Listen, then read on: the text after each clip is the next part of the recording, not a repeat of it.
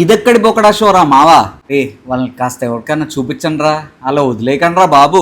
అసలు ఈ made for each other షోని నార్మల్గానే జనాలు అసలు చూడడం మానేశారు.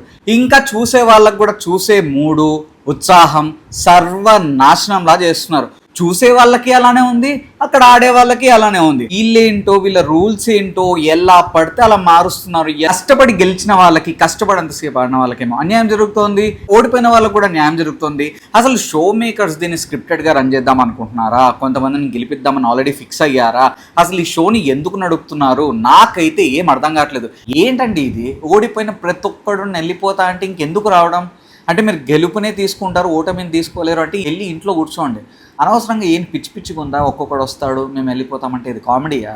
మీ ఇష్టం వచ్చినట్టు రావడం, మీ ఇష్టం వచ్చినట్టు వెళ్ళడం అంటే చూసేవాళ్ళు ఎరుపప్పలు, మేకర్స్ ఎరుపప్పలా?